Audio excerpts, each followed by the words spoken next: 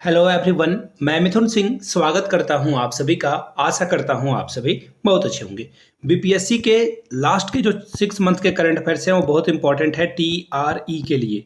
तो चलिए हम लोग इस वीडियो की शुरुआत करते हैं और आपके लिए जो है इंपॉर्टेंट करंट अफेयर्स को रखने की पूरी कोशिश करते हैं। आगे बढ़े उससे पहले मैं आप लोगों से 3 प्रश्न पूछूंगा और इन 3 प्रश्नों के जवाब आप लिखोगे विथ योर सिटी नेम, यानी कि आप जहां से इस वीडियो को देख रहे हो अपने शहर के नाम, अपने गांव के नाम, अपने कस्बों के नाम साथ जरूर लिख दीजिएगा। पहला सवाल आपके लिए ये रहा। अभी लोकसभा के इलेक्शन चल रहे हैं और आपको पता है इलेक्शन कमीशन ऑफ इंडिया जो है यहाँ पे बहुत इंपॉर्टेंट है, यानी कि जो भारत में चुनाव कराते हैं उसके अभी के जो है प्रमुख कौन है, अध्यक्ष कौन है, जो भी आप समझो। तो आपको बताना है इलेक्शन कमीशन के जो है चुनाव आयुक्त कौन है। हिंदी में अगर मैं समझाऊं तो चुनाव आयुक्त कौन है, उनका नाम लिखिएगा। पहला सवाल एग्जाम में देखिए ये प्रश्न पूछे जा सकते हैं, इसलिए मैं आपसे ये सवाल पूछ रहा हूं। अब आपको ये बताना है कि बिहार में टोटल जो है, मैं 3 सवाल बिहार से, अभी इसमें 3 सब ग्रुप में बना दूंगा। आपको यह बताना है कि बिहार में टोटल लोकसभा के सीटों की संख्या कितनी है, बिहार में राज्यसभा के सीटों की संख्या कितनी है और बिहार में विधानसभा के जो सीटों की संख्या है वो कितनी है। और यहाँ आपको पता है विधान परिषद भी है, तो आपको विधान परिषद के बारे में भी बताना है कितने सीटों की संख्या है। तो सबको ग्रुप में करके आप बना देना, इसे ABCD करके बनाते हुए। और आखिरी सवाल आपसे ये रहा, तीसरे नंबर का सवाल, बिहार के शिक्षा मंत्री का नाम क्या है वो आप नीचे कमेंट करके बताओगे। तो ये 3 इंपॉर्टेंट सवाल हैं जो कि एग्जाम में पूछे जा सकते हैं, जो मैंने आपसे पूछा। अब ये तीनों सवालों के जवाब देने के बाद आप नीचे में कमेंट में, अगर कोई मोतिहारी से देख रहा है तो मोतिहारी लिखेगा, अगर कोई दरभंगा से देख रहा है तो दरभंगा, कोई पटना से लिख रहा है देख रहा है तो पटना लिखेगा। तो चलिए आगे बढ़ते हैं और वेरी फर्स्ट क्वेश्चन से इसकी शुरुआत करेंगे। थोड़ा सा जो है पेन की नीब को मैं छोटा कर लेता हूं ताकि आपको आसानी से दिखे। साइज को मैं थोड़ा सा यहाँ पे छोटा कर लेता हूं। चलो अब हम लोग बिल्कुल भी रुकेंगे नहीं, वेरी फर्स्ट क्वेश्चन से शुरुआत करेंगे। संघाई तीरंदाजी विश्व कप 2024 में भारत ने कुल कितने पदक जीते। तो देखिए संघाई ये जो तीरंदाजी विश्व कप हो रहा है एक्चुअली 4 चरण में होगा। 4 चरण में होगा। सबसे पहले कहां होगा, पहले नंबर पे कहां होगा, संघाई में होगा। मैं लिख देता हूं, जो इंपॉर्टेंट सवाल है एग्जाम में पूछे जा सकते हैं। और ये दूसरा जो इसका चरण होगा वो कहां पर होगा भाई, दूसरा जो है कोरिया है, साउथ कोरिया। नॉर्थ कोरिया में तो होने से रहा, तो साउथ कोरिया ही आप समझना कोरिया का मतलब। तीसरा जो चरण होगा वो आपको देखने को मिलेगा टर्की में। और इससे करंट अफेयर्स में आपको एक और बताऊंगा। फिलहाल चौथे की ओर बढ़े तो चौथा जो है वो है मैक्सिको। मैक्सिको में आपको ये देखने को मिलेगा। सारी चीजों को आपने समझ लिया। अब चलिए अब आगे बढ़ते हैं और टर्की के बारे में मैंने आपको बताया था करंट अफेयर्स में आपको पढ़ाऊंगा। तो देखिए टर्की का नाम तुर्की हो गया है, इसका नाम जो है न्यू नेम तुर्की हो गया। तो याद रखिएगा अगर एग्जाम में पूछा जाए कि किस देश का नाम बदल गया है तो टर्की ने अपना नाम जो है तुर्की कर लिया है। तो याद रखिएगा ये एग्जाम में भी सवाल पूछा जा सकता है। फिलहाल आंसर क्या है, भारत ने कुल कितने पदक यहां से जीते हैं। तो देखिए भारत ने यहां पे टोटल जो है 8 पदक जीते हैं। कितने, 8 पदक। अब देखिए 8 मेडल इंडिया यहां पर लेकर आया है, जिसमें कि मैं आपको कैटेगराइज भी करके बता दूंगा, डोंट वरी। देखिए सबसे पहले इंडिया ने यहां पे 5 गोल्ड मेडल जीते हैं, ये भी याद रखिएगा, इंपॉर्टेंट सवाल है। 2 सिल्वर मेडल इंडिया ने जीता है, यानी कि हम लोगों ने जीता है। और एक जो है ब्रॉन्ज मेडल भी हम लोगों ने यहाँ पे जीता है। एक नाम जो कि एग्जाम में पूछा जाएगा, जिनका नाम है ज्योति, याद रखिएगा इनका नाम है ज्योति बेनम। ज्योति बेनम ने यहाँ पे 3 गोल्ड मेडल जीता है। तो ये भी जो है एग्जाम में देखो 5 गोल्ड मेडल पूरे इंडिया ने जीता है, इसमें से 3 गोल्ड मेडल जो है ज्योति बेनम ने ही जीत लिया है। तो देखो ये कहां कहां से प्रश्न बना सकते हैं वो मैंने आपके साथ जो है एक्सप्लेन करके बता दिया। यानी कि इसका सीधा सीधा आंसर क्या हो जाएगा, ऑप्शन नंबर ए, 8 पदक इंडिया यहाँ पे जीतने वाला है। एक्चुअली जीत चुके हैं हम लोग। और आगे वाले होपफुल रहिए कि चरणों में, जो कि कोरिया में, टर्की में या फिर तुर्की बोलो आप उसे, मैक्सिको में होगा, वहां पे हम लोग और भी पदक जीते। यहां से आप जो है इसकी फोटो भी देख पाओगे, इंडियन टीम की फोटो देख पाओगे।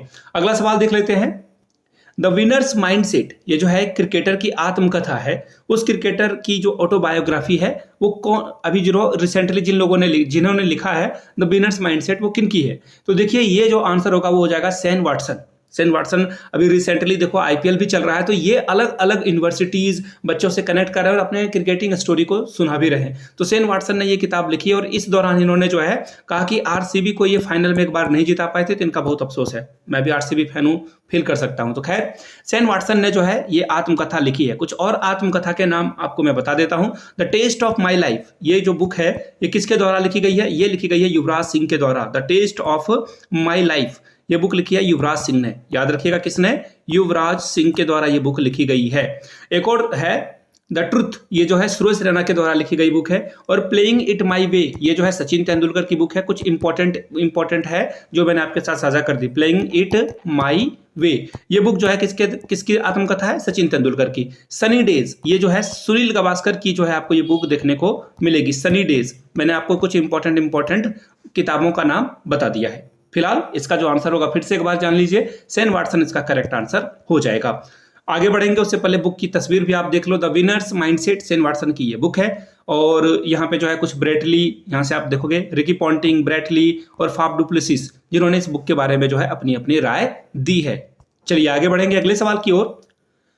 हाल ही में समाचार में देखी गई ब्रू समुदाय ये जो है किस राज्य से संबंधित है? देखिए ब्रू समुदाय जो है ये आपको त्रिपुरा, मिजोरम, नागालैंड में देखने को मिलेंगे। दक्षिणी आसाम में भी आपको ये देखने को मिलेंगे कुछ जगहों पे। तो ये जो है पहली बार, अभी तक भारत आजाद हुआ है, पहली बार ये वोटिंग की प्रक्रिया में शामिल हुए हैं। यानी कि ये अपना मतदान करेंगे, अपने मत का जो है दान करेंगे, लोकसभा में नेता को चुनेंगे। तो इसका सही आंसर देखो क्या हो जाएगा? पंजाब में आपको देखने को नहीं मिलता है, त्रिपुरा, मिजोरम में देखने को मिलेगा, ये आपको कुछ दक्षिणी आसाम वाली जगह में भी देखने को मिलेगा। लेकिन फिलहाल ऑप्शन के अकॉर्डिंग आपका आंसर डी पे आप जो है इसे लॉक कर सकते हो। डी आपका करेक्ट आंसर हो जाएगा। आगे बढ़ेंगे अगले सवाल की ओर। उससे पहले आप यहाँ से इन जनजाति की फोटो भी देख सकते हो। वोटर कार्ड इन्होंने अपने हाथ में ले रखा है और ये वेरी फर्स्ट टाइम है कि ये यहाँ पे वोटिंग करने के लिए जा रहे हैं। आप भी वोट जरूर करना, जब भी आपके समय में जहां पे भी जो है जिस तारीख को वोट हो रही है वोट जरूर दें। जिसे भी दें, नहीं कोई पसंद है तो नोटा को दबाएं, लेकिन वोट जरूर दें आप। फिलहाल अगले सवाल की ओर हम लोग बढ़ेंगे।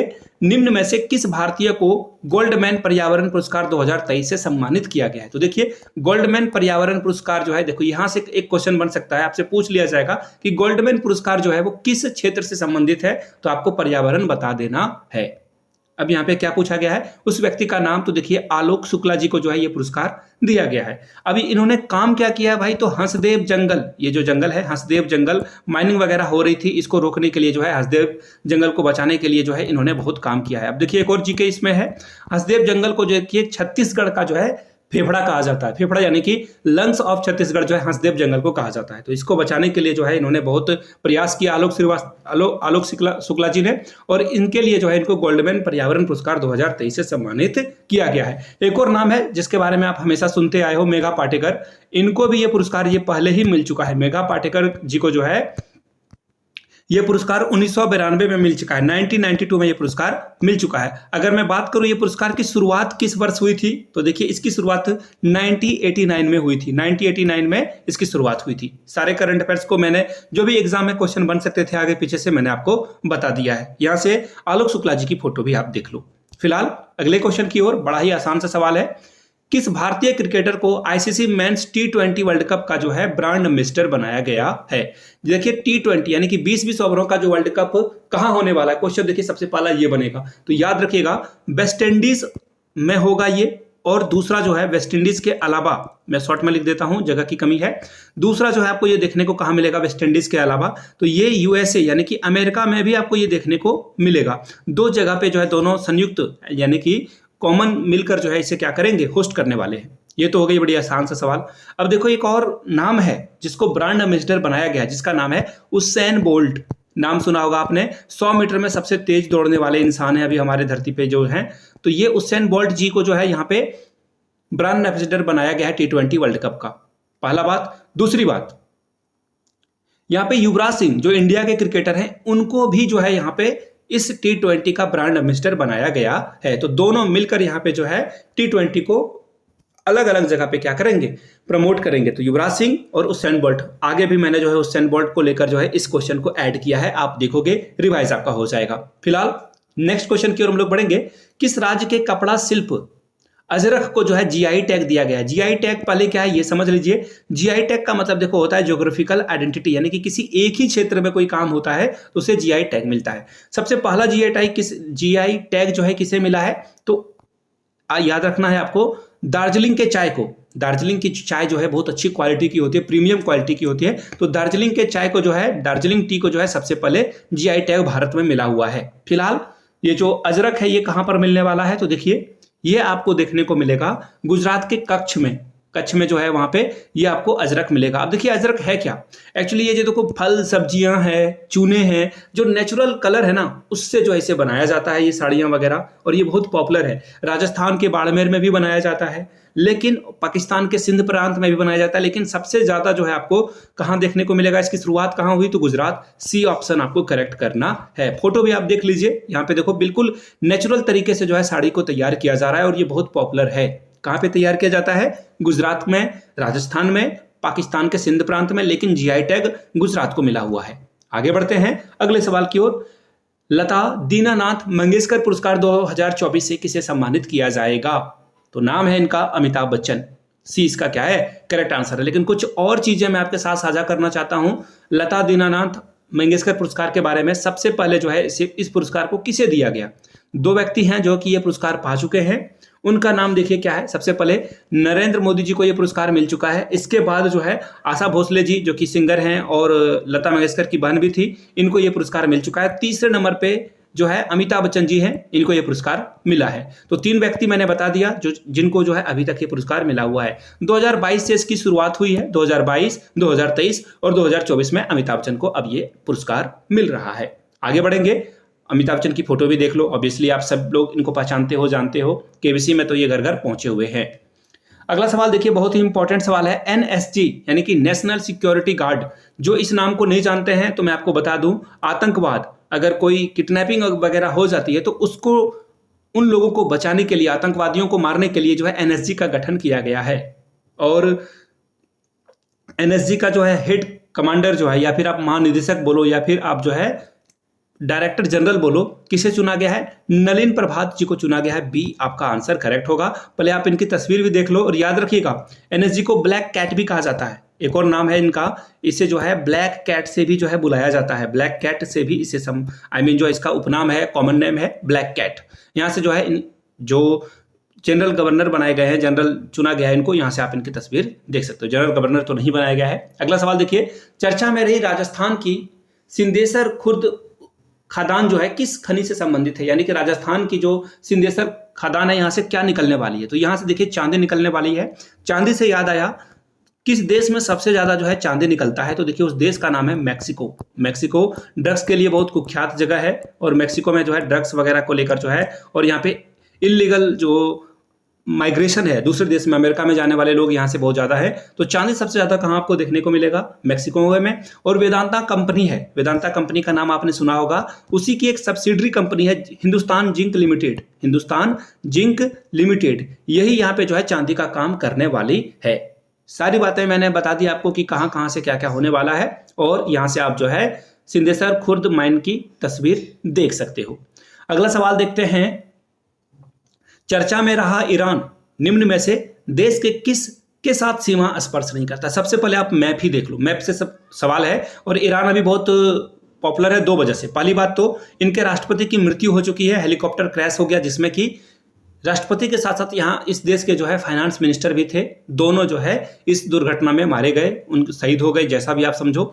दूसरा है कि ईरान जो है अभी ईरान के इजराइल के साथ जो है बहुत लड़ाई वगैरह भी कर रहा है, जिस वजह से जो है ईरान क्या है अभी बहुत पॉपुलर है। एक और बात, इंडिया के दृष्टि से ईरान हमारे लिए बहुत इंपॉर्टेंट इसलिए है, पर्शियन गल्फ में देखिए यहाँ पे एक चाबहार पोर्ट है, चाबहार पोर्ट जो है हम लोग डेवलप कर रहे हैं, और इंडिया को 10 साल के लिए जो है ये मिल चुका है। 10 साल तक यहाँ पे इंडिया जो है बिजनेस एक्टिविटी वगैरह करेगा। दूसरी बात, यहाँ पे 10 साल कंप्लीट होने के बाद हो सकता है कि 10-10 साल के लिए ये डेट को जो है आगे बढ़ाते रहेंगे। ये ईरान हम लोगों का देश जो है दोस्त भी है, और तेहरान इसकी कैपिटल भी है। अब देखो जो क्वेश्चन पूछा गया था उसके बारे में बात करते हैं। क्या है क्वेश्चन, तो देखो ईरान के साथ बॉर्डर साझा करने वाला कौन कौन सा देश है। देखिए आपको इराक देखने को मिलेगा, तुर्की देखने को मिलेगा, देखो टर्की नहीं लिखा हुआ है यहाँ पे, तुर्की लिखा हुआ है। तुर्कमेनिस्तान देखने को मिलेगा आपको, अफगानिस्तान देखने को मिलेगा, पाकिस्तान देखने को मिलेगा। इससे आपको क्या बात समझ में आई कि यहाँ पे जो है सारे ऑप्शन है, लेकिन जो यहाँ पे मैंने देखो ईरान का झंडा भी लगा दिया है, लेकिन यहाँ सारे ऑप्शन को अगर आप देख लोगे तो आपको कहीं भी सीरिया दिखाई पड़ा क्या, यहाँ पे नहीं पूछा गया है, तो सीरिया आपका क्या होगा, करेक्ट आंसर हो जाएगा। मैपिंग से सवाल को याद करोगे, लंबे समय तक याद रखा जाएगा इसे आपके ब्रेन में। अगला सवाल देखिए, लक्षद्वीप बहुत पॉपुलर था। एक्चुअली क्या हुआ था, हम लोगों का जो है मालदीव के साथ जो है थोड़ा बहुत ज्यादा प्यार हो गया था, इसके वजह से हम लोग जो है एक्चुअली प्यार क्या हो गया था, 36 का आंकड़ा हो गया था। एक्चुअली मालदीव जो है अपने देश में जो है गो इंडिया, इंडिया बैक का जो है ये कैंपेनिंग चला रहा था। इंडिया बैक का मतलब है कि इंडिया यहाँ पे बहुत सारे एक्टिविटी कर रहा है, हम लोग कॉलोनी बनाने वाले हैं। देखो, इंडिया कभी भी किसी को गुलाम नहीं करेगा, जिसने गुलामी की दंश झेली वो किसी को गुलाम नहीं कर सकता। तो मालदीव में देखो ये चीप पॉलिटिक्स, बिल्कुल घटिया पॉलिटिक्स चल रही थी इंडिया को लेकर, और फाइनली वहां पे देखिए जो इंडिया के विरोधी राष्ट्रपति हैं वो आ चुके थे और उन्होंने जो है इंडिया के साथ टाई अप वगैरह बंद करना शुरू कर दिया। तो इंडिया ने भी बोला कि रुको भाई, अभी तुम्हें पटकन नहीं देते हैं, और हमने कहा कि हम लोग मालदीव नहीं जाएंगे, इंडिया के लोग मालदीव नहीं जाएंगे, और पीएम मोदी लक्षद्वीप चले गए और वहां पे लक्षद्वीप टूरिज्म को इन्होंने प्रमोट करा। अब देखिए इसी काल में देखिए टाटा के द्वारा यहाँ पे देखो क्या किया जा रहा है। टाटा के द्वारा यहाँ पे बहुत बड़े बड़े होटल, देखो जो मुंबई में आपको ताज होटल देखने को मिलता है, सबसे पॉपुलर है पूरे देश में, तो यही कंपनी टाटा जो है होटल बनाने वाली है। 2 अलग अलग होटल यहाँ पे आपको देखने को मिलेगा। इसके अलावा आप देखो कहीं भी अगर टूरिज्म को बढ़ाना है तो आपको बैंक, एटीएम, बैंकिंग सेवा, बड़े बड़े होटल, रोड, ट्रांसपोर्टेशन, इलेक्ट्रिसिटी सब कुछ करना होगा। तो इसी कड़ी में देखिए एचडीएफसी बैंक यहाँ पे क्या करने वाला है, बैंकिंग सेवा को स्टार्ट करने वाला है। बी आपका करेक्ट आंसर होगा। यहाँ से एचडीएफसी की जो इनॉग्रेशन सेरेमनी है उसकी तस्वीर आप यहाँ से देख सकते हो। अगला सवाल देखिए क्या है, भारतीय नौसेना का 26वां प्रमुख किसे नियुक्त किया गया है? 26वां प्रमुख जो है किसे नियुक्त किया गया है, ये सवाल आपसे पूछा गया। भारतीय नौसेना के बारे में बात की जा रही है। तो देखिए वाइस एडमिरल दिनेश कुमार त्रिपाठी को यहाँ पे जो है 26वां प्रमुख नियुक्त किया गया है। सी आपका बिल्कुल करेक्ट आंसर हो जाएगा। सी के साथ आपको आगे बढ़ना था। अब देखिए कुछ और चीजों को यहाँ पे जो है डिस्कस करना बहुत जरूरी है। ये जो है इनको 30 अप्रैल को ये पदभार दिया जाएगा, ये याद रखना है आपको। 30 अप्रैल से ये अपने पदभार को संभालेंगे। और हमारे देश के अभी के सीडीएस कौन है, कुछ इंपॉर्टेंट और भी चीजों को मैं डिस्कस करा देता हूं। अभी इंडिया के जो सीडीएस हैं उनका नाम क्या है, तो अनिल चौधरी इनका नाम है। याद रखिएगा, मैं हिंदी में लिख देता हूं, आप लोग भी नोट डाउन कर लीजिएगा। अनिल चौधरी क्या है, हमारे देश के सीडीएस हैं। देश के पहले सीडीएस का नाम आप लोग नीचे कमेंट करके बताओगे। अगला सवाल देख लेते हैं। सीडीएस के बाद जो है वो है आर्मी चीफ। आर्मी चीफ यानी कि जो हमारे थल सेना के प्रमुख हैं वो कौन है? तो देखिए आर्मी चीफ आपको देखने को जो मिलेंगे उनका नाम क्या है, मनोज पांडे। मनोज पांडे जी हमारे देश के आर्मी चीफ हैं। 2 नाम आपको मैंने बता दिया और अभी नौसेना के बारे में तो बताया है। अब देखिए एयरफोर्स के बारे में भी बात कर लेते हैं। एयरफोर्स के जो अभी हेड हैं वो कौन है? तो देखिए एयरफोर्स के जो हेड हैं उनका नाम है विवेक राम चौधरी। देखिए 2 चौधरी हैं, देखो थोड़ा सा कनेक्ट करके आप याद रख सकते हो। देखिए एक तो विवेक राम चौधरी हो गए, दूसरा यहाँ पे आपको नाम देखने को मिलेगा सीडीएस अनिल चौधरी। तो 2 नामों को आप याद रख सकते हो। एक और नाम है मनोज पांडे जी का और एक नाम है दिनेश कुमार त्रिपाठी का। चलिए आगे बढ़ेंगे और यहां से जो है आपको तस्वीर भी दिखेगी दिनेश कुमार त्रिपाठी जी की। अगला सवाल देख लेते हैं। अगला जो है बुक है जस्ट देखो यहां से जो बुक लिखी गई है, just a mercenary notes from the my life and career. ये बुक किसके द्वारा लिखी गई है? तो देखिए ये बुक जो है भारत के एक्स गवर्नर रह चुके हैं जिनका नाम है डी सुब्बाराव। उन्होंने ये बुक लिखी है। बचपन से लेकर जो आरबीआई के वो चीफ बने हैं, नोट पे उनकी साइन आई है। बचपन से लेकर उन्होंने जो है अपनी पूरी कहानी जो है इस बुक के माध्यम से रखने की कोशिश करी। आरबीआई के जो गवर्नर बने हैं वहां तक की पूरी कहानी आपको जो है इस बुक में देखने को मिल जाएगी। इसका आंसर क्या हो जाएगा दोस्तों? ऑप्शन ए इसका सही आंसर है। ए के साथ आपको आगे बढ़ना है। और देखिए ये जो आरबीआई के चीफ थे वो 2008 से लेकर, गवर्नर जो है 2008 से लेकर ये 2013 तक यहाँ के गवर्नर बने हुए थे। आगे बढ़ेंगे, तस्वीर भी आप देख लोगे बुक की और इनकी भी। अगला सवाल देख लेते हैं, क्वेश्चन नंबर 14। 13 अप्रैल 2024 को जलियांवाला बाग के 105 वर्ष पूरे हुए हैं। तो आपको बताना है कि जलियांवाला बाग हत्याकांड किस वर्ष हुआ था। तो देखिए 1919 में जलियांवाला बाग हत्याकांड हुआ था, जहां पे लोग पीसफुली वहां पे प्रोटेस्ट कर रहे थे। उन सभी लोगों को जलियांवाला बाग में घेर कर गोलियों से उड़ा दिया गया था, सभी लोगों को मार दिया गया था। तो इसकी 105वीं जयंती जो है की जा रही है। तो ये हुआ था 1919 में, 13 अप्रैल 1919 में। मैं एक बात बताऊं, मैं पिछले साल जो है जलियांवाला बाग गया, वहां मेरा मोबाइल चोरी हो गया। मैं एक्चुअली जलियांवाला बाग 3 बार जा चुका हूं और आखिरी बार ये जो है बहुत ही प्यारा इंसिडेंट हुआ। खैर कोई बात नहीं, जलियांवाला बाग के लिए अभी भी यही मोहब्बत है, जज्बा है। और उन सभी शहीदों को फिर से नमन रहेगा, आप भी नमन करें, क्योंकि उन लोगों ने जान दिया तभी हम लोग यहाँ पे बैठ के पढ़ाई कर पा रहे हैं, या फिर जिस फील्ड में आप जाना चाहते हो, जिस सेक्टर में आप जाना चाहते हो, जा रहे हो। अगला सवाल देख लेते हैं क्या है। गोल्फ मास्टर टूर्नामेंट 2024 किसने जीता है? तो देखिए स्काउट स्केल फील्डर के द्वारा जो ये पुरस्कार जीत लिया गया है और ये टाइटल इन्होंने जीता है। ऑप्शन ए आपका क्या होगा?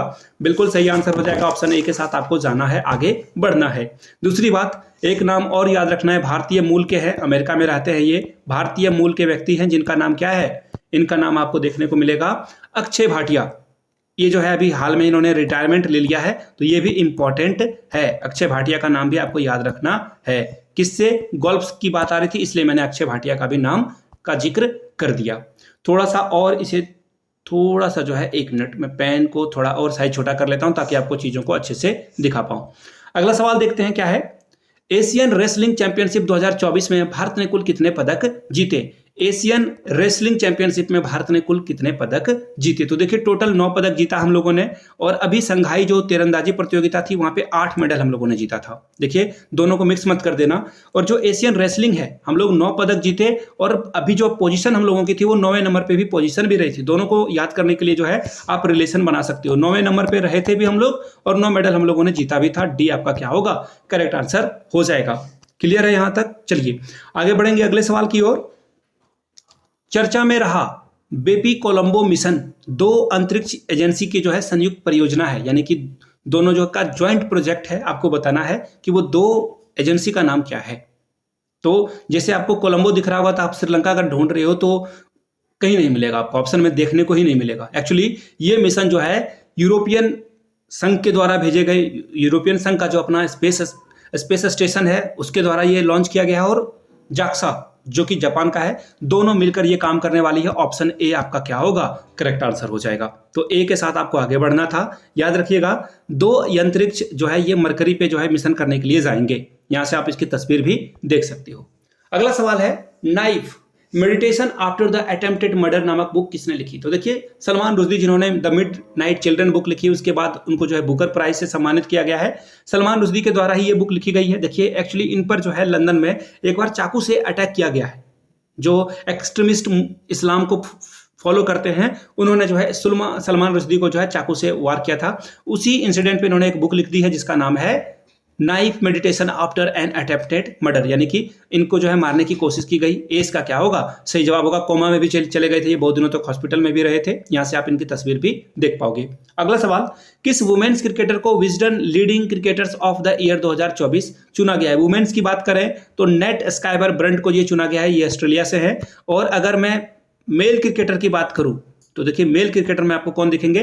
पैट कमिंस, इनका नाम आप याद रखोगे। वर्ल्ड कप भी इन्होंने जो है जीता है, और अभी हाल में ही जो है इन्होंने ये क्या जीता है? हम लोगों से टेस्ट चैंपियनशिप भी जीता है। अगला सवाल, अहमद अब्दुल्ला अल अहमद अल सबा को किस देश का प्रधानमंत्री नियुक्त किया गया है? तो देखिए अहमद अब्दुल्ला अल अहमद अल सबा को जो है कुवैत का जो है यहाँ पे क्या चुना गया है? प्रधानमंत्री चुना गया है। तो देखिए कुवैत में भी हाल में ही चर्चा में रहा था ये, क्योंकि यहाँ पे भारत के बहुत सारे जो नौसेना के अधिकारी थे उनको यहाँ पे जासूसी के आरोप में गिरफ्तार कर लिया गया और इनको मौत की सजा सुना दी गई थी। तो फिर भारत ने यहाँ पे क्या करा?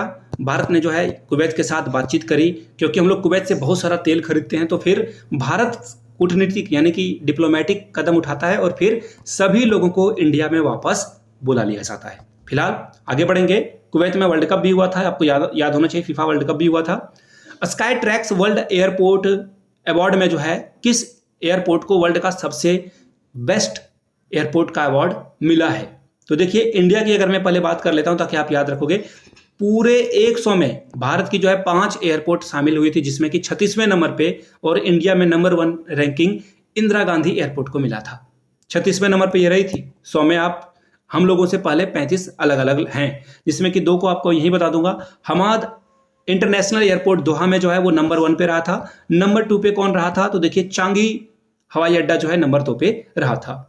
राजीव गांधी एयरपोर्ट यहाँ पे आपको देखने को मिलेगा, जो टॉप 5 एयरपोर्ट हम लोगों का शामिल हुआ है उसमें राजीव गांधी एयरपोर्ट के अलावा इंदिरा गांधी एयरपोर्ट है। इसके अलावा छत्रपति टर्मिनल जो है एयरपोर्ट वो भी शामिल है मुंबई का। तो इसे आप याद रखोगे, यहां से आप जो है तस्वीर भी देख पाओगे। अगला सवाल देखिए क्या है। कर्नाटक संगीतकार और पद्मश्री प्राप्तकर्ता केजी जयन का जो है निधन हो गया। उनको किस वर्ष जो है इस पुरस्कार से सम्मानित किया गया है? यह सवाल आपसे पूछ लिया गया है। तो देखिए सबसे पहले आपको जो है थोड़ी बहुत केजी जयन के बारे में जानना चाहिए। सबसे पहले यह जानना चाहिए कि ये किस राज्य से संबंधित हैं, ये जो है किस राज्य से संबंधित हैं। तो देखिए सबसे पहले आपको ये जानना जरूरी है। तो देखिए ये केरला से आते हैं और इन्होंने बहुत सारे जो है गीत लिखे हैं। केरला में इन्होंने बहुत सारे गीत लिखे हैं, भक्ति गीत लिखे हैं, ये भी आपको याद रखना चाहिए। इनको जो है देखो क्वेश्चन जो आपसे पूछ लिया गया है 2019 में जो है इनको ये पुरस्कार मिला हुआ है, यानी कि डी आंसर आपका क्या होगा? करेक्ट आंसर हो जाएगा भक्ति गीत लिखते थे। फिर से एक बार मैं दोहरा देता हूं, ये भक्ति गीत लिखा करते थे, केरला के रहने वाले हैं। 2019 में जो है इनको पद्मश्री से सम्मानित किया गया था। अगला सवाल, 18 अप्रैल को कितना, ये VVI सवाल है, मैं आपको बता नहीं सकता हूं, ये बहुत बहुत इंपॉर्टेंट सवाल है। 18 अप्रैल को कौन सा दिवस मनाया जाता है? तो देखिए विश्व विरासत दिवस आपको जो है 18 अप्रैल को देखने को मिलेगा। बहुत इंपॉर्टेंट सवाल था, ये मैंने आपको बताया।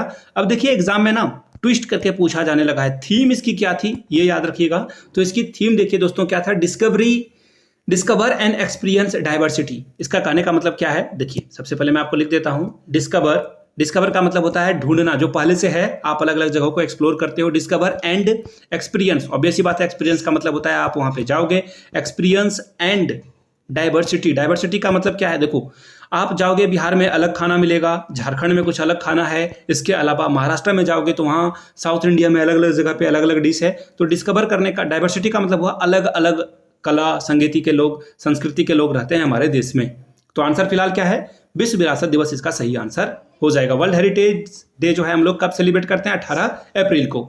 अगला सवाल देखिए, 17 अप्रैल को गुजरात में माधवपुर मेला शुरू हुआ। आपको यह बताना है कि यह किसकी याद में आयोजित किया जाता है। तो देखिए सबसे पहले माधवपुर संबंधित किससे है, तो कृष्ण और रुक्मणी से यह संबंधित है।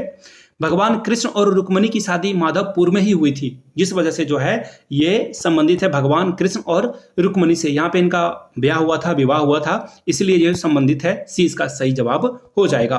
आगे बढ़ेंगे। 6 साल की, सबसे पहले आप एक वीडियो देख लो, बड़ा ही आपको ये वीडियो दिख रहा होगा, क्या कमाल की वीडियो आपको दिख रही होगी। देखिए इन्होंने जो है, इनका नाम सबसे पहले जान लो आप, तक्षवी बघानी। ये मात्र 6 साल की लड़की है जिसने ये कमाल किया हुआ है। यहाँ से आप देख लीजिए 25 मीटर से भी ज़्यादा इन्होंने जो है स्केटिंग करी है और अपना नाम और भारत का नाम इस रिकॉर्ड में रख दिया है। 20 का सही जवाब होगा। चलिए आगे बढ़ेंगे। यहाँ से आप इनकी तस्वीर भी देख लीजिए। अभी आपने जो है वीडियो देखी, अब तस्वीर भी देख लीजिए। आगे बढ़ेंगे। किस संस्था के द्वारा केरला में state of art submersible platform space का जो है उद्घाटन किया गया है? तो उस संस्था का नाम बताना है आपको। तो देखिए संस्था का नाम है DRDO। ये जो है DRDO का नाम आप बार बार सुनते होंगे। ये ड्रोन बनाती है, अलग अलग डिफेंस इक्विपमेंट बनाती है हमारे सेना के लोगों के लिए। तो फिलहाल इसका जो सही आंसर हो जाएगा ऑप्शन नंबर डी, इसका करेक्ट आंसर हो जाएगा। ठीक है, अब देखिए यहाँ पे ये काम करने वाली क्या है, तो देखिए ये सोनार पे काम करने वाली है। सोनार का मतलब ये होता है कि ये जो सोनार को जो है और मॉडिफाई करेगी और एक्यूरेट बनाएगी, ताकि हम लोग जो है और दुश्मनों को पकड़ सकें और अपने जो उपकरण हैं, यंत्र हैं, उसको और मजबूती प्रदान कर सकें। अगला सवाल देखिए, PIB यानी कि प्रेस सूचना ब्यूरो। यहाँ पे आप देखोगे प्रेस इंफॉर्मेशन ब्यूरो, PIB के नाम से आपने जो है बहुत सारे न्यूज वगैरह भी देख रखा होगा। तो PIB जो है इसका प्रधान महानिदेशक, इंग्लिश में अगर मैं बोलूं तो देखो यहाँ पे डायरेक्टर जनरल जो है किसे बनाया गया है, तो शेफाली B सरन को जो है यहाँ पे जो है इसे जो सबसे प्रमुख आप बोल लो या फिर प्रधान महानिदेशक बोल लो, ये बनाया गया है। डी आपका क्या होगा, सही जवाब हो जाएगा। भारत सरकार की ये बॉडी है PIB, भारत सरकार यहाँ पे नियुक्त करती है। यहाँ से आप इनकी तस्वीर भी देख पाओगे। अगला सवाल देख लेते हैं।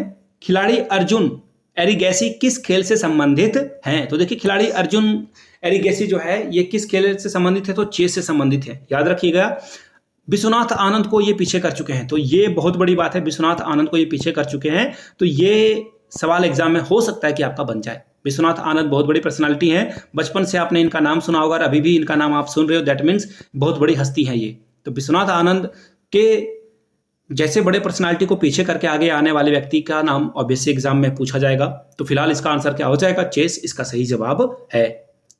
ठीक है, यहां तक सारी बातें क्लियर हो गई। और ये अभी जो है वर्ल्ड रैंकिंग में 9th पोजीशन पे हैं। कहां पे हैं, 9th पोजीशन पे आपको देखने को मिलेंगे। यहां से आप इनकी तस्वीर भी देख पाओगे। अगला सवाल है, किस राज्य के जापी, जो कि ये क्या है, स्क्वायर टोपी है। सबसे पहले स्क्वायर टोपी क्या, बर्दे टोपी आपको याद है क्या, वही टोपी के बारे में बात किया जा रहा है। उसी तरह का ये टोपी है। यहाँ पे ये बोला गया है कि ये जो टोपी है, ये टोपी को GI टैग मिला है, यानी कि ज्योग्राफिकल आइडेंटिफिकेशन मिला है। ये कहां से संबंधित है, तो देखिए ये आपको कहां से देखने को मिलेगा, आसाम में देखने को मिलेगा। याद रखिएगा आसाम में एक और प्रोडक्ट है बिहू ढोल। जब यहाँ पे बिहू मनाया जाता है तो बिहू ढोल को जो है ये पुरस्कार मिल चुका है, GI टैग का पुरस्कार मिल चुका है। एक और प्रोडक्ट का नाम याद रख लेना है। आसाम में यहाँ पे जो है कांच नहीं, बांस की जो है बोतलें बनाई गई है। जो बांस आपको पता होगा कि लंबे लंबे ऐसे बनते हैं, तो बांस के जो है बोतल बनाए जा रहे हैं ताकि पर्यावरण को कम नुकसान हो, प्लास्टिक की बोतल को हम लोग कम यूज कर सके। तो ये भी याद रखना है आपको। यहाँ से जो है आप इसकी तस्वीर भी देख सकते हो, आसाम की महिलाएं नृत्य करते हुए आपको दिखाई पड़ेंगी। अगला सवाल है, फोर्ब्स के 38वें एनुअल वर्ल्ड बिलियनियर के लिस्ट में दुनिया के सबसे बड़े अमीर व्यक्ति कौन है? तो देखिए फैमिली का नाम है बर्नार्ड आर्नोल्ड फैमिली। इसके बारे में यूट्यूब पे वीडियो देखोगे तो बड़ा इंटरेस्टिंग आपको लगेगा। ये फैमिली कैसे अलग अलग मीडिया, जो बड़े बड़े मीडिया चैनल हैं, उनको इन्फ्लुएंस करती है, बड़े बड़े डिसीजन ये लेती है पूरे वर्ल्ड में। यूक्रेन में जो अभी काम हो रहा है ना, उसको इन्फ्लुएंस करने वाली ये फैमिली है। अब देखिए इंडिया के पॉइंट ऑफ व्यू से बात कर लेते हैं, तो इंडिया से मुकेश अंबानी यहाँ पे जो है शामिल है। कौन शामिल है? मैं सबसे पहले आपको बता दूं, पूरे वर्ल्ड में 281 अरबपति हैं। कितने हैं? 200, और पूरे 77 देशों की बात की जा रही है। 281 अरबपति हैं। गलत ढंग से जिन्होंने धन कमाया है, डिक्लेयर नहीं किया, बहुत सारे राष्ट्रपति हैं, उपराष्ट्रपति हैं, प्रधानमंत्री हैं, उनके बारे में बात नहीं की जा रही। जिन्होंने डिक्लेयर करा है उसके बारे में बात की जा रही है। उसमें जो है भारत के मुकेश अंबानी टॉप पे हैं और ये 9वें नंबर पे हैं। 9वें नंबर पे हैं, यानी कि 10 में से एक भारतीय तो है एटलीस्ट, जिसका नाम है मुकेश अंबानी। दूसरे नंबर पे कौन है आपका नॉलेज होगा, तो देखिए पहले नंबर पे पहला वाला ही ऑप्शन है। दूसरा नंबर पे एलन मस्क है। तीसरे नंबर पे जॉस बेजोस, जो कि आपने अमेजोन वगैरह से जो है कुछ ना कुछ शॉपिंग वगैरह करी होगी, अमेजोन के ये जो है करता धरता है। ठीक है, चलिए आगे बढ़ेंगे अगले सवाल की ओर। राष्ट्रीय खो खो चैंपियनशिप का खिताब किस राज्य ने जीता है? किसने जीता है? ये सवाल पूछा गया है। महाराष्ट्र इसका आंसर होगा, ऑप्शन सी। कुछ और इंपॉर्टेंट करंट अफेयर्स को इसके बारे में डिस्कस कर लेते हैं। होस्ट यानी कि मेजबानी किस देश ने करी है, सॉरी किस राष्ट्र ने करी है? राज्य ने करी है एक्चुअली। तो देखो मेजबानी जो है किसके द्वारा की गई है? न्यू दिल्ली के द्वारा की गई है, यानी कि दिल्ली के द्वारा जो है मेजबानी करी गई। दिल्ली में ये जो है आयोजन हुआ था प्रतियोगिता का। क्लियर है यहाँ तक? उप विजेता कौन बना था? महाराष्ट्र जीता, तो हारा कौन था? तो देखिए उप विजेता यहाँ पे कौन रहने वाला है? रेलवे। रेलवे जो है, रेलवे की टीम होती है, तो रेलवे यहाँ पे 2nd नंबर पे रहा था। क्लियर हो गई बातें? अब आप बोलोगे कि ये तो पुरुष के बारे में बता दिया, महिला के बारे में नहीं बताया। तो देखिए महिला के बारे में भी मैं आपको बता देता हूं। महिला और पुरुष दोनों एक ही टीम थी जिसने ये पुरस्कार जीता है। महाराष्ट्र की महिला टीम ने भी जीता और पुरुष टीम ने भी जीता। और आपके लिए इस करंट अफेयर्स को आसान बना दिया ताकि आप भूलो नहीं। खो खो मतलब महाराष्ट्र की महिला टीम और पुरुष टीम दोनों ने यहाँ पे अपना वर्चस्व कायम किया है। अगला सवाल, हाल ही में विश्व का पहला परमाणु ऊर्जा शिखर सम्मेलन का आयोजन किया गया है। अब आपसे पूछा गया है कहां पे ये आयोजन किया गया है, तो बेल्जियम। सीधा सीधा आंसर है, बहुत कुछ इसमें ऐड नहीं करना है, ऑप्शन ए के साथ आपको आगे बढ़ जाना है। चलिए आगे बढ़ेंगे अगले सवाल की ओर। यहां पे आप फोटो भी देख पाओगे। अगला सवाल है, 6th हॉकी इंडिया वार्षिक पुरस्कार में Balbir Singh senior award player of the year किसे चुना गया है, किस व्यक्ति को दिया गया? तो देखिए हार्दिक सिंह नाम याद रखिएगा। सी इसका जवाब क्या हो जाएगा? सही हो जाएगा। हार्दिक सिंह को यह पुरस्कार दिया गया है। अगर आपसे महिला टीम के बारे में पूछ लिया जाए किस महिला को दिया गया है, तो देखिए इनका नाम क्या है? सलीमा टेटे। 1 मिनट में लिख देता हूं। देखिए सलीमा टेटे किस राज्य से आती है, यह भी एग्जाम में पूछा जा सकता है। याद रखिएगा, महिला वाले चीजों को जो है आपको खास करके याद रखने की जरूरत है। सलीमा टेटे जो है ये कहां से आती है, तो झारखंड से आती है, तो ये भी इंपॉर्टेंट है। झारखंड बिहार का पड़ोसी राज्य है, तो यहां से भी एग्जाम में क्वेश्चन बन सकता है। ये झारखंड की है सलीमा टेटे। मैं आपको लिख देता हूं, एग्जाम में पूछा जाने लायक ये सवाल है। पेन पेपर पे प्लीज, जब भी आप करंट अफेयर्स की क्लास करो, पेन पेपर लेकर बैठो और उसे नोट डाउन करते जाओ। अगला सवाल देख लेते हैं हम लोग क्या है। 1 अप्रैल 2024 को आरबीआई ने अपना 90वां स्थापना दिवस मनाया। अब आपको बताना है किस कमीशन के अनुशंसा पर जो है आरबीआई का गठन किया गया है। सबसे पहले आरबीआई के बारे में कुछ चीजों को जान लेते हैं। आरबीआई जो है रिजर्व बैंक ऑफ इंडिया, बैंकों का बैंक कहा जाता है, बैंकों का पापा कहा जाता है, ऐसा समझ सकते हो आप इसे। दूसरी बात, इसका हेडक्वार्टर आपको देखिए मुंबई में देखने को मिलेगा। कहां मिलेगा? मुंबई में आपको देखने को मिलेगा। ठीक है, मुंबई जिसे कि हम लोग क्या बोलते हैं, भारत की जो फाइनेंशियल राजधानी है। ठीक है, पैसे कौड़ी के मामले में जो है मुंबई हम लोगों का क्या है, राजधानी है। तीसरा करंट अफेयर्स ये भी आपसे पूछ लिया जा सकता है। इस मामले में आपको बस ये बताना पड़ेगा कि जो रिजर्व बैंक ऑफ इंडिया है, इसका राष्ट्रीयकरण कब किया गया था। तो देखिए इसका राष्ट्रीयकरण 1949 में आपको देखने को मिलता है। 1949 में ये हुआ था। कब हुआ था? 1949 में। ठीक है, यहां तक सारी बातें क्लियर हो गई। अब बोलोगे कि भाई इतनी सारी बातें बता दी, तो लगे हाथ आप ये भी बता दो किस कमीशन के अनुशंसा पर इसकी स्थापना की गई थी। तो देखिए इसका सही जवाब हो जाएगा हिल्टन यंग कमीशन के द्वारा जो है इसकी स्थापना की गई। ऑप्शन ए के साथ आपको आगे बढ़ना था। चलिए आगे बढ़ेंगे हम लोग अगले सवाल की ओर। पेरिस ओलंपिक के लिए क्वालिफाई करने वाली एकमात्र भारतीय भारोत्तोलक कौन है? मीराबाई चानू इसका सही जवाब है। याद रखिएगा, जब पिछली बार जो है टोक्यो ओलंपिक में महिला की ओर से इन्होंने सिल्वर मेडल जीता था।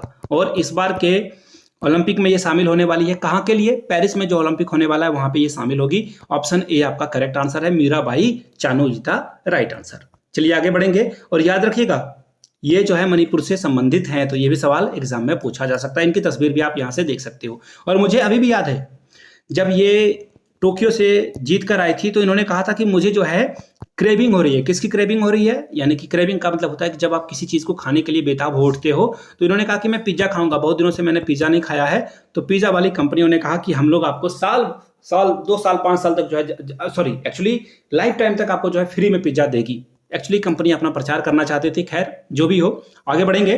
किस राज्य में परमवीर चक्र उद्यान, यानी कि जो ये अब ऐसा समझ लो कि परमवीर उद्यान जो है, उद्यान का मतलब होता है गार्डन या फिर आप पार्क वगैरह ऐसा समझ सकते हो, कहाँ पर ये होने वाला है? तो तमिलनाडु।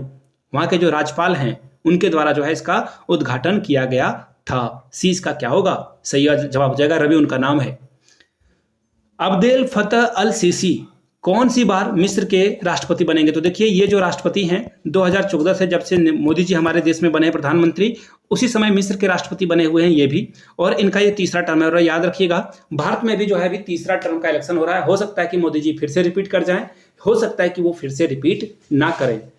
याद रखना है आपको कनेक्ट करने के लिए क्या मैंने बताया, मिस्र के राष्ट्रपति जिनका नाम है फतेह अल सीसी जी, बिल्कुल अब्दुल फतेह अल सीसी, ये जो है तीसरी बार यहाँ पे बन चुके हैं राष्ट्रपति। इनकी तस्वीर आप देख लो यहाँ से।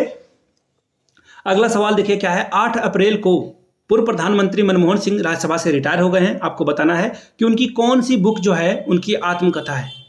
तो देखिए चेंजिंग इंडिया इनकी आत्मकथा का, इनके बुक का नाम है चेंजिंग इंडिया। तो बड़ा ही फैक्चुअल सवाल था, इसे हम लोग ऐसे ही याद कर लेंगे। यहाँ से आप इनकी तस्वीर भी देख सकते हो जहाँ पे बुक का इनॉग्रेशन किया जा रहा है। अगला सवाल देख लेते हैं। विश्व के सबसे बुजुर्ग व्यक्ति जुआन विसेंट पेरेजा मोरा का जो है 114 साल में निधन हो गया। आपको बताना है कि वो किस देश से संबंधित थे। तो देखिए बड़ा ही जो है इंटरेस्टिंग सवाल है, एग्जाम के पॉइंट ऑफ व्यू से बहुत बहुत ज्यादा इंपॉर्टेंट है। ऑप्शन सी आपका क्या होगा? करेक्ट हो जाएगा, वेनेजुएला का ये रहने वाले व्यक्ति थे। अगला सवाल देख लेते हैं। यहाँ से आप इनकी तस्वीर भी देख सकते हो, 114 सालों में इनका निधन हुआ है। ठीक है, अगला सवाल देखिए क्या है।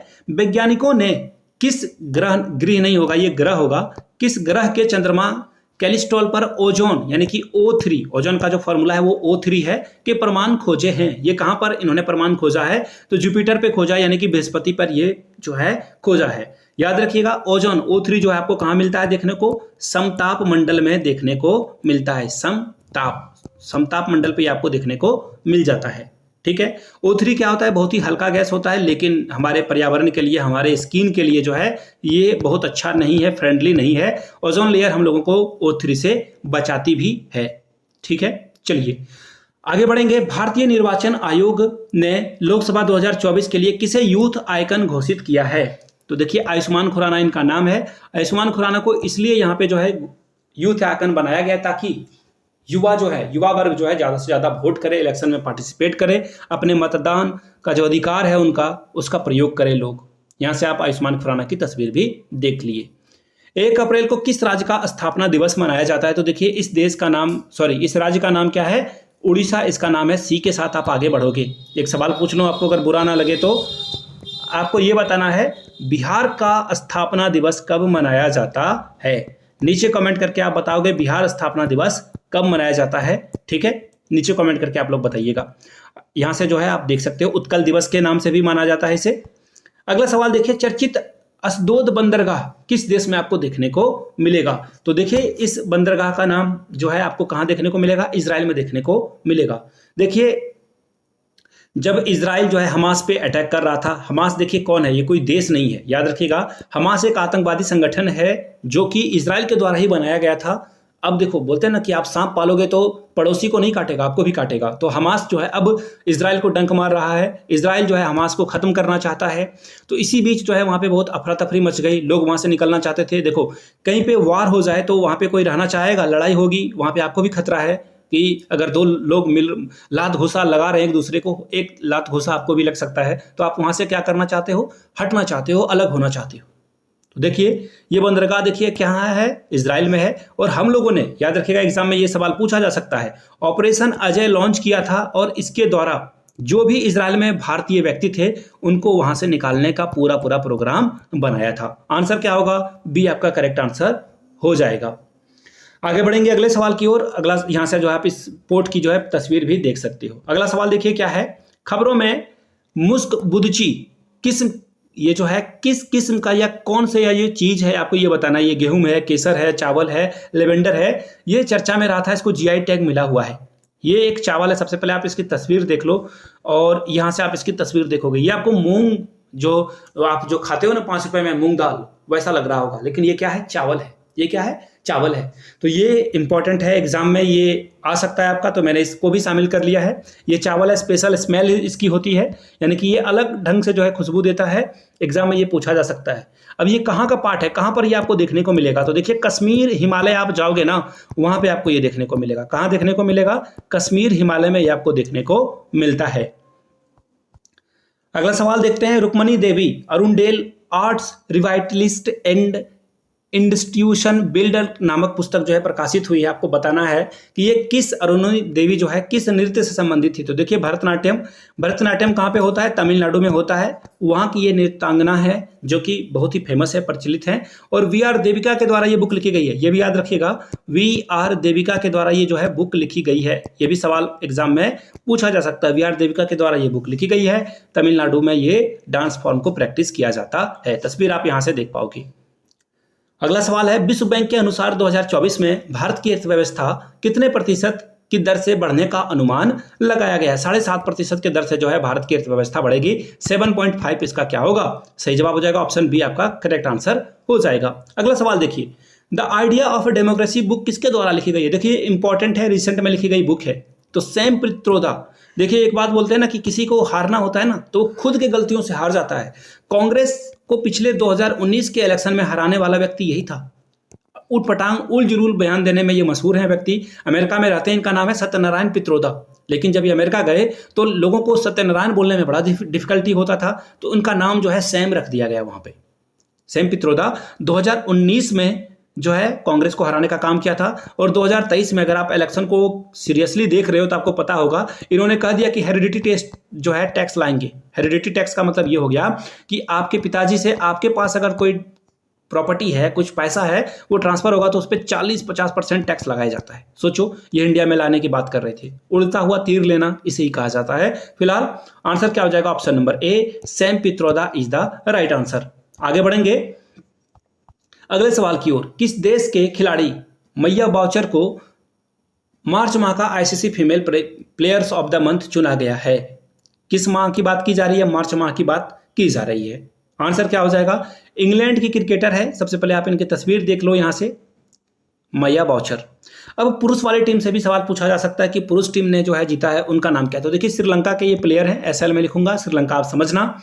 कमिंदु मेंडिस, मैं मेंडिस लिख देता हूं, आप जो है इसे याद रख लीजिएगा। एक्चुअली मार्च अप्रैल के समय में जो है ये जो है आपको आईपीएल देखने को मिल जाता है, तो इंडिया और भी अलग अलग देशों के आपको नाम नहीं दिखेंगे। क्यों भाई? क्योंकि यहाँ पे जो है बहुत सारा जो है क्या आपको आईपीएल क्रिकेट देखने को मिलता है, तो इसलिए जो है नाम ज़्यादा इंपॉर्टेंट नहीं रहने वाला है। आगे बढ़ेंगे। अगला सवाल देखिए क्या बोला गया है। अगला सवाल ने कहा, ये देखो 1 मिनट, अगला सवाल देखिए क्या है।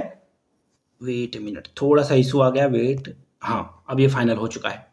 देखो क्या पूछा गया है। हाल में ही विप्रो समूह के जो मुख्य कार्यकारी अधिकारी हैं, सीईओ हैं, इन्होंने जो है किसे जो है एमडी चुना गया? सीधे सीधा बात यह है कि विप्रो का एमडी मैनेजिंग डायरेक्टर किसे चुना गया है, ये सवाल आपसे पूछ लिया गया। तो देखिए श्रीनिवास पालिया ये व्यक्ति हैं जिनको यहाँ पे चुना गया है एमडी के पद के लिए। सीधा सीधा सवाल था, सीधा सीधा जवाब है। विप्रो की बात करें तो 1949 में जो है इसकी स्थापना हुई थी। इससे पहले ये कंपनी जो है क्या बेचा करती थी? अलग अलग सेक्टर में काम करती थी। ये जो है कपड़े बेचा करती थी, डिटर्जेंट बेचा करती थी, और अब सॉफ्टवेयर बनाती है। तो बोलते हैं ना कि change is only constant. Change जो है वही एक चीज है जो हमेशा स्थिर रहता है। ठीक है, आगे बढ़ेंगे अगले सवाल की ओर। कौन सा मोंटे कार्लो मास्टर्स प्रमुख ड्रॉ मैच खेलने या जीतने वाले भारतीय खिलाड़ी बने? देखिए पहले व्यक्ति हैं तो इंपॉर्टेंट तो होता ही है, पहले भारतीय व्यक्ति हैं तो इंपॉर्टेंट तो होता ही ये सवाल। सुमित नागल।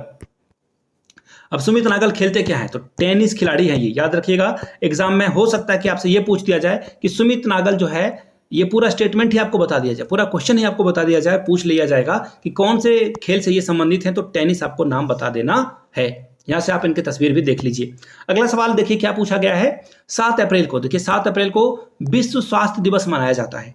अब आपसे पूछा गया है थीम क्या है। थीम को याद रखना बहुत इंपॉर्टेंट है। माई हेल्थ माई राइट इसका सही जवाब है, यानी कि मेरा स्वास्थ्य मेरा अधिकार होना चाहिए। वोट भी आपको इसी तर्ज पे देना चाहिए। सीज का क्या है, करेक्ट आंसर है। अगला सवाल देखते हैं, निम्नलिखित में से किस राज्य में उगादी उत्सव नव वर्ष के रूप में मनाया जाता है। तो देखिए आपको उगादी जो है कहाँ देखने को मिलेगा, ये कर्नाटका में जो है लोग नव वर्ष को जो है यहाँ पे मनाने के लिए उगादी महोत्सव का आयोजन करते हैं। अगर मैं बात करूं महाराष्ट्र की, तो देखिए गुड़ी पड़वा यहाँ पे मनाया जाता है। गुड़ी पड़वा के दिन ही यहाँ पे क्या होता है, न्यू ईयर होता है। ठीक है, चलिए आगे बढ़ेंगे अगले सवाल की ओर।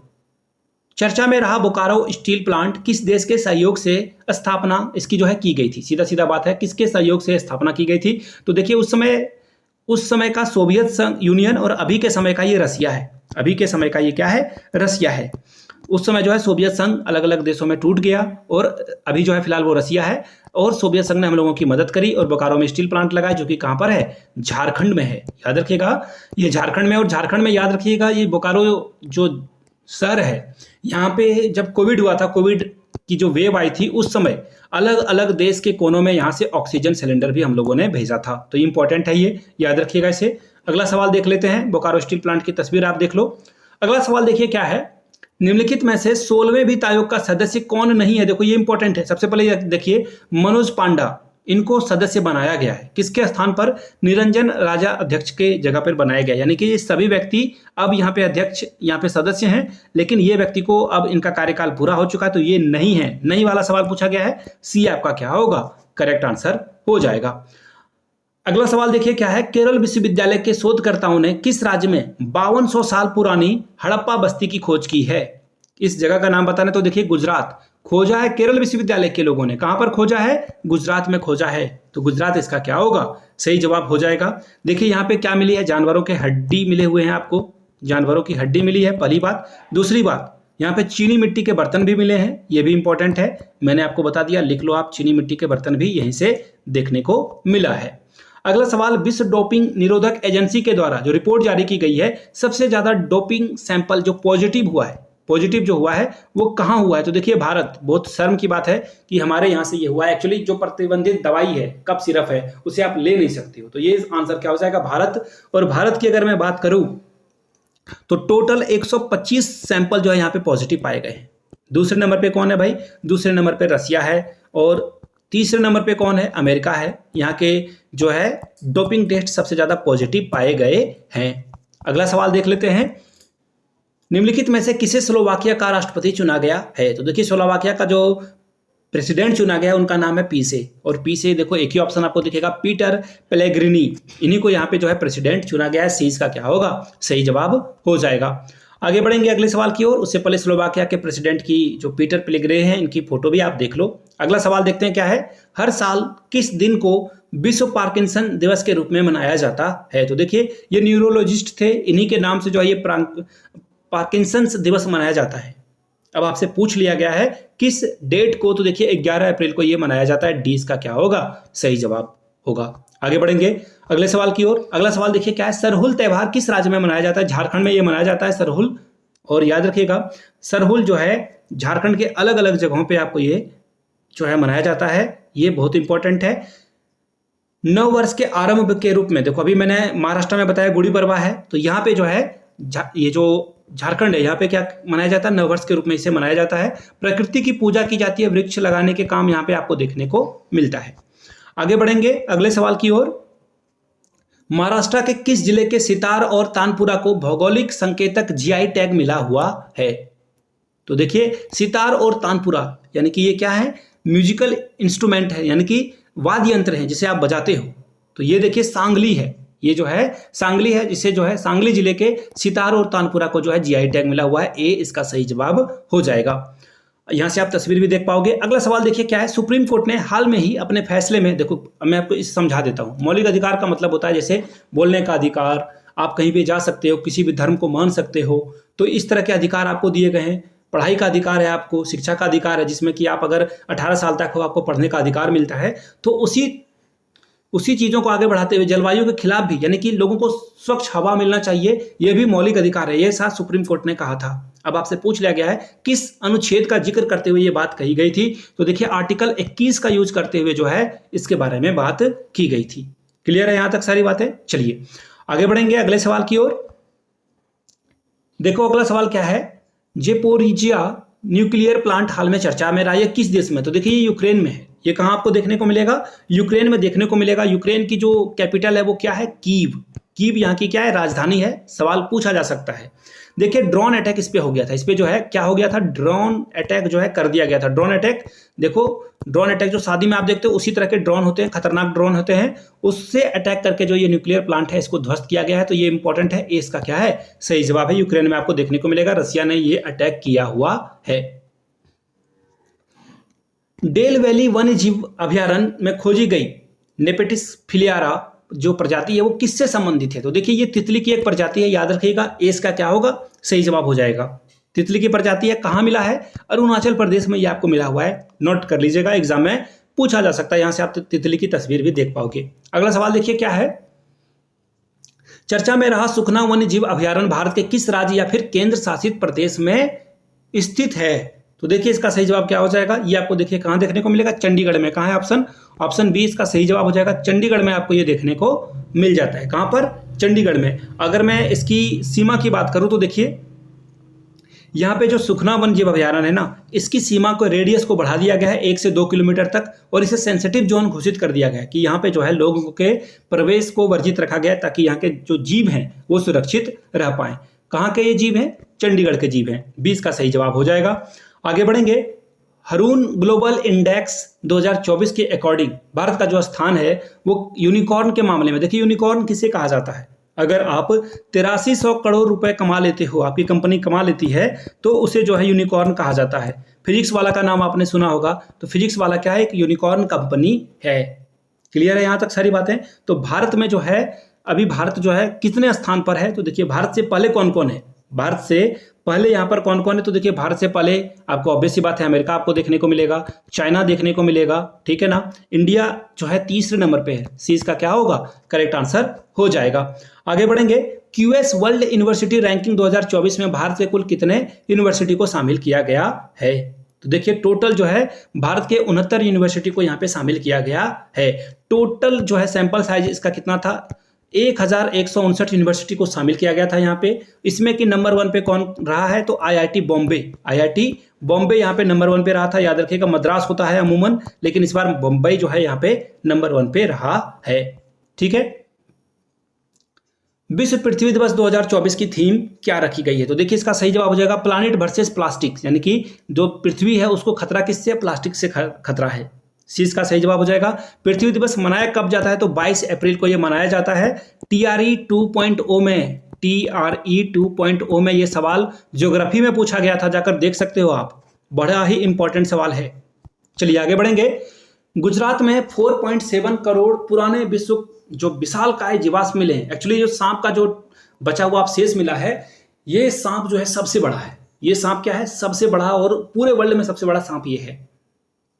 आपसे पूछा गया इसका नाम क्या रखा गया? इसका नाम रखा गया है वासुकी इंडिकस। इंडिया का है इसलिए इंडिकस रखा गया है। ए इसका सही जवाब हो जाएगा। अब देखो एक और सवाल बन सकता है यहाँ पे, ये मिला कहाँ है? ये कच्छ जो है जिला है, कच्छ जो है जिला है, गुजरात में ये मिला हुआ है। कहाँ मिला हुआ है? गुजरात में मिला हुआ है। ये भी याद रखना है आपको। चलिए आगे बढ़ेंगे। वर्ल्ड प्रेस फोटो ईयर 2024 प्रतियोगिता में जीतने वाली तस्वीर का शीर्षक क्या था? सबसे पहले आप फोटो देख लो। देखिए ये 4 साल की इनकी भतीजी थी, ये डेथ कर जाती है, उसे गले लगाकर ये रो रही है। ये इस तस्वीर को जो है ये पुरस्कार मिला हुआ है। ये तस्वीर किसने खींची है? याद रखिएगा मैंने आपको बताया हमास पे अटैक कर रहा है कौन? इजराइल। और इसी अटैक के दौरान इस बच्ची की मौत हो जाती है और ये तस्वीर खींच ली जाती है, जो कि बहुत ही पॉपुलर हो जाती है। पॉपुलर क्या, बहुत ही शर्मनाक चीज़ है कि ये ऐसी तस्वीरें हमारे साथ आती है। किसी के भी घर में किसी की भी मृत्यु हो जाती है, उससे पूरा परिवार ऑब्वियसली दुखी होता है और उस गम को भूलने में लोगों को वर्षों लग जाते हैं, कई कई बार तो जीवन कम पड़ जाता है। फिलहाल आगे बढ़ेंगे। डी आंसर इसका सही जवाब हो जाएगा। Palestine women embrace the body of her niece, यानी कि अपने भतीजी को एक जो पैलेस्टाइन महिला है वो एम्बैरेक्स मतलब होता है गले लगाना, आलिंगन करना। डी इसका क्या होगा, सही जवाब हो जाएगा। फोटो किसने खींची थी, नाम याद रखिएगा, मोहम्मद सलेम के द्वारा ये फोटो खींची गई है। फोटो जर्नलिस्ट हैं, ये इंपॉर्टेंट है। आगे बढ़ेंगे अगले सवाल की ओर। त्रिशूर पूरम किस भारतीय राज्य में मनाया जाने वाला एक प्रसिद्ध मंदिर उत्सव है। तो देखिए ये जो त्रिशूर पूरम है आपको केरला में देखने को मिलेगा। कहाँ देखने को मिलेगा, केरला में। हाथियों के झुंड को यहाँ पे जो है क्या किया जाता है, परेड किया जाता है। हाथियों का झुंड को जो है परेड पे लाया जाता है, तो इंपॉर्टेंट है ये। और शिव भगवान शिव को याद करके ये जो है उत्सव मनाया जाता है। तो फिलहाल इसका आंसर क्या हो जाएगा, केरला। ऑप्शन सी को आप लॉक कर दोगे। आगे बढ़ेंगे अगले सवाल की ओर। निम्नलिखित में से किसे एस्ट्रोनॉटिकल सोसाइटी ऑफ इंडिया से आर्यभट्ट पुरस्कार 2024 से सम्मानित किया गया है। सुब्बा राव कहाँ है ऑप्शन में, ये रहा, ये देखो पाविलूरी सुब्बा राव। डी इसका सही जवाब है। डी के साथ आप जाओगे, आगे बढ़ोगे। इसरो के ये चीफ हैं, एक्चुअली ये एक्स चीफ हो गए हैं, यानी कि रिटायर कर चुके हैं। और अभी हाल में ही इन्होंने जो है एक कंपनी भी खोला जिसका नाम है अनंत टेक्नोलॉजी। उस कंपनी को जो है ये चलाते भी हैं। हाल में ही खबरों में रहा लक्ष्मण तीर्थ नदी। देखिए इसकी लंबाई 180 किलोमीटर थी और ये नदी अब कंप्लीटली सूख चुकी है, इसलिए ये बहुत ही जो है इंपॉर्टेंट है। सूखे के कारण जो है ये बहुत पॉपुलर हुआ है। और ये सहायक नदी थी कावेरी की। अब देखो नदियां ही सूखने लगेगी तो फिर मानव जीवन पे खतरा आ जाएगा। डी इसका क्या है, सही जवाब है। आगे बढ़ेंगे अगला सवाल। स्टॉकहोम इंटरनेशनल पीस रिसर्च के द्वारा जो है 2023 में सेना और हथियार पर खर्च करने के मामले में भारत दुनिया का कौन सा देश है। सीधा सीधा बात है कि हम लोग बहुत सारा जो है इक्विपमेंट खरीद रहे हैं, सामान खरीद रहे हैं, तो पूछा गया कि भारत कितने नंबर पर है यहाँ पे। तो देखिए इसका सही जवाब हो जाएगा भारत जो है यहाँ पे, ये देखो यहाँ से, वेट ए मिनट ऑप्शन दिखा देता हूं मैं। इंडिया देखिए यहाँ पे चौथे नंबर पे रहा है। अब आप पूछोगे चौथे नंबर पे रहा तो भैया पहले नंबर पे कौन रहा है, ऑब्वियसली अमेरिका यहाँ पे नंबर 1 पे है। दूसरे नंबर पे कौन है, दूसरे नंबर पे चाइना आपको देखने को मिलेगा। तीसरे नंबर पे कौन है, तीसरे नंबर पे रसिया देखने को मिलेगा। चौथे नंबर पे इंडिया है जो कि बहुत सारा डिफेंस पे खर्च कर रहा है। तो आपका आंसर सी हो जाएगा, सी को लॉक कर दोगे आप। अगला सवाल देखिए, चर्चित मुदुमलाई टाइगर रिजर्व जो है किस राज्य में स्थित है। तो देखिए ये आपको देखने को मिलेगा कहां पर। देखिए एक्चुअली क्या हुआ ना कि बहुत सारे जो जंगली कुत्ते हैं उन लोगों को जो है स्किन प्रॉब्लम होने लगा, जिस वजह से कुत्ते मर रहे हैं। यहाँ पे जो जंगली कुत्ते हैं वो मर रहे हैं। कहां पर, मुदुमलाई टाइगर रिजर्व में। तो ये सवाल आपसे पूछ लिया गया, ये आपको कहां देखने को मिलेगा, तो ये आपको तमिलनाडु में देखने को मिलेगा। डी इसका क्या होगा, सही जवाब हो जाएगा। यहां से आप जो है तस्वीर भी देख पाओगे। 24 अप्रैल को राष्ट्रीय पंचायती दिवस मनाया जाता है। देखो एकदम डायरेक्ट सवाल एग्जाम में पूछा जाएगा आपको। कहां पर, पर्यावरण में ये सवाल पूछा जाएगा। और भूगोल और पर्यावरण से 8 सवाल पूछे जाते हैं बीपीएससी टीआरई में। पूछा गया है पंचायत का प्रावधान जो भारतीय संविधान के किस अनुसूची में है। पंचायत यानी कि जो सड़कें बनेगी, बाजार बनेगा, हाट बनेगा, इसका जो है उल्लेख किस अनुसूची में किया गया है। तो देखिए ये आपको अनुसूची 11 में देखने को मिलेगा। 20 का क्या होगा, सही जवाब हो जाएगा। 24 अप्रैल को हम लोग क्या मनाते हैं, 24 अप्रैल को हम लोग राष्ट्रीय पंचायत राज दिवस मनाते हैं। अगला सवाल, चिथिराई त्यौहार जो है किस राज्य में मनाया जाता है। तो देखिए चिथिराई फिर से एक बार आंसर हो जाएगा इसका तमिलनाडु में ये मनाया जाता है। और विष्णु की बहन का नाम क्या है, मीनाक्षी के ब्याह में शामिल होने के लिए जो है विष्णु यहाँ पे आते हैं। तो ये त्यौहार तमिलनाडु में मनाया जाता है। देखो मीनाक्षी मंदिर भी आपको जो है मदुरई में देखने को मिलता है। यहाँ से आप तस्वीर भी देख पाओगे। अगला सवाल देखिए, हाल में ही खिलाड़ी सौरभ घोषाल ने संन्यास की घोषणा की है। तो सौरभ घोषाल किस खेल से संबंधित व्यक्ति हैं। तो देखिए स्क्वाश खेलते थे, ये रिटायर हो चुके हैं। 22 साल के थे ये, 22 साल इन्होंने स्क्वाश खेला है, और दूसरी बात इनको अर्जुन पुरस्कार से भी सम्मानित किया जा चुका है। तो ये इंपॉर्टेंट है, एग्जाम में पूछा जाने वाला सवाल ये है। अगला सवाल देखते हैं क्या है, हाल में ही चुनावों में चर्चा में आई शैम्पेन जनजाति कहां पर निवास करती है। ये जो है निकोबार में आपको देखने को मिलेगी। कहां पे, निकोबार में। और इनकी टोटल संख्या कितनी है, 229 ही यहाँ पे लोग बचे हुए हैं। चलिए आगे बढ़ेंगे, यहां से आप इनकी तस्वीर भी देख सकते हो। अगला सवाल देखिए क्या है, लॉरेस वर्ल्ड स्पोर्ट्स अवार्ड 2024 में Laureus world sportsman of the year का सम्मान किसे दिया गया है। तो देखिए नोवाक जोकोविच को ये सम्मान जो है मिला हुआ है। सी इसका क्या होगा, सही जवाब हो जाएगा।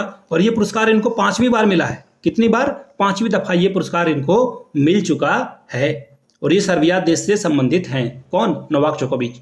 अगला सवाल, देश की सबसे बड़ी हल्की बुलेट प्रूफ जैकेट का विकास किस संस्था ने किया है? तो देखिए ये संस्था का नाम क्या है, DRDO, defence research and development organisation. DRDO इसका पूरा शॉर्ट नाम है, DRDO पूरा नाम defence research and development organisation इसका पूरा नाम है। अगला सवाल, हाल ही में किस राज्य ने खोंगजोम जो है दिवस मनाया है? ये दिवस जो आपको देखने को मिलेगा मणिपुर में, और मणिपुर से क्वेश्चन देखो, नॉर्थ ईस्ट से क्वेश्चन बड़े पूछे जाते हैं, तो मेक श्योर इसे याद रख लेना। और ये क्यों मनाया जाता है? 1891 में जब एंग्लो मणिपुर युद्ध हुआ था। कौन सा युद्ध हुआ था? तो एंग्लो मणिपुर युद्ध हुआ था, जिसमें अनफॉर्चुनेटली मणिपुर की हार हुई थी, लेकिन ये जो है इसे सेलिब्रेट करते हैं। 20 का सही जवाब हो जाएगा, अपने वीर लड़ाकों को याद करते हैं।